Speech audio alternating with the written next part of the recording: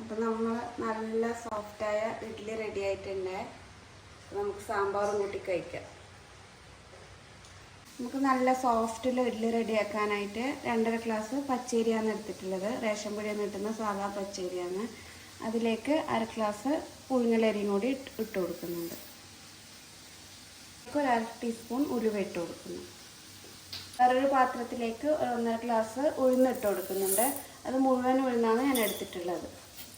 ഇത് നമുക്ക് നല്ലോണം കഴുകിയ ശേഷം ഒരു 3-4 മണിക്കൂർ കുതിർക്കാൻ വെക്കാം. അരിയും കുതിർന്ന് വന്നിട്ടുണ്ട്. അപ്പോൾ നമുക്ക് മിക്സിയുടെ ജാറിലേക്ക് ആദ്യം ഉഴുന്നിട്ട് കൊടുക്കാം. ഇത് അരച്ചെടുക്കാൻ വേണ്ടിയിട്ട് ഞാൻ കുറച്ച് തണുത്ത വെള്ളമാണ് എടുത്തിട്ടുള്ളത്. ഇപ്പം ഐസ് ഇട്ടിട്ട് കുറച്ച് തണുപ്പിച്ച വെള്ളം. അപ്പം മിക്സിയിൽ അരക്കുമ്പോൾ നമുക്ക് ചൂടാവുന്നതുകൊണ്ട് ആ ഒരു പണ്ടത്തെ ഒരു ഇഡ്ഡലിയുടെ ടേസ്റ്റ് കിട്ടില്ല. അപ്പം ഇങ്ങനെ ഒഴിച്ചിട്ട് അരക്കുന്നുണ്ടെങ്കിൽ നമുക്ക് അമ്മിയിൽ അരച്ച ഇഡ്ഡലിയുടെ ടേസ്റ്റ് കിട്ടും. ഇതിലേക്ക് ഞാൻ 1 ഗ്ലാസ് വെള്ളം ഒഴിച്ചിട്ട് ഉഴുന്ന് അരച്ചെടുക്കുന്നുണ്ട്. ഉഴുന്ന പാത്രത്തിലേക്ക് മാറ്റിയിട്ടുണ്ട്. ഇതിലേക്ക് നമുക്ക് അരി ഇട്ട് കൊടുക്കാം. അത് 2 പ്രാവശ്യമായിട്ടാണ് ഞാൻ അരച്ചെടുക്കുന്നത്. ആദ്യം കുറച്ച് പകുതി അരി ഇട്ട് കൊടുക്കാം. ഞാൻ ഇതിലേക്ക് 1.5 ഗ്ലാസ് ചോറിട്ട് കൊടുക്കുന്നുണ്ട്. അപ്പോൾ നമ്മൾ ടോട്ടൽ 3 ഗ്ലാസ്സാണ് അരി എടുത്തിട്ടുള്ളത്.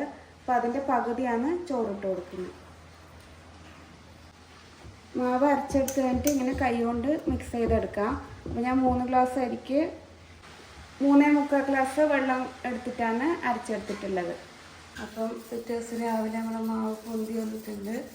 അതിലേക്ക് നമുക്ക് ഉപ്പ് ചേർത്ത് കൊടുക്കാം. എന്നിട്ട് നമുക്ക് ഇഡ്ഡലി ഉണ്ടാക്കാം.